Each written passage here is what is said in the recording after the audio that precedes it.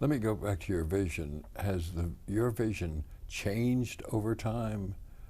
I don't mean, or don't necessarily mean made radical shifts, but the vision you had of life and how it would work out at Antioch, let's say, has that changed? Oh, Did yeah. Yale change it, and did your subsequent civil rights work as a lawyer change it? And how so? Oh, I think there have been changes all along. Sure, there's a continuum there because I have had the great good fortune literally to be able to work in the field that most, the civil rights field. If you look at going to law school, then working at the ACLU and at the EOC, I have been very fortunate. And yet, I think that I am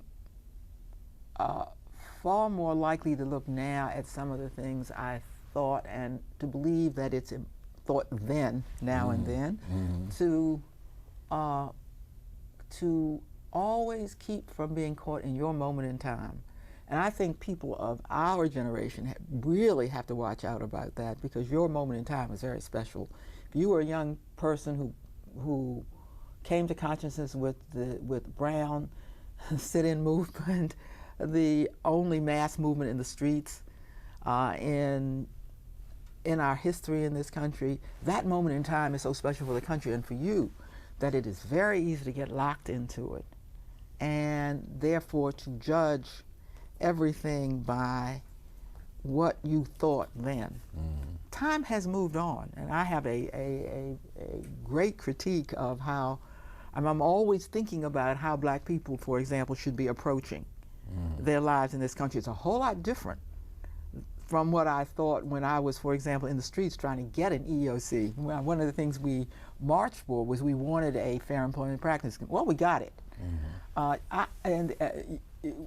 Should we still be focused, and I'm not suggesting that we are, on the issues that animated us 30 or 40 years ago? I, for example, am focused on an issue that it never occurred to me to be focused on when I was in the civil rights movement, although it did not begin now. It began, I know the moment in time it began because it was, I think, in the early 70s, and that is on the huge deterioration of the black family, where 70% of the children are born to never married women, with catastrophic effects on black children. And I find that extremely disturbing, since the only way I think that black people made it in this society at all was through family and extended family and the church.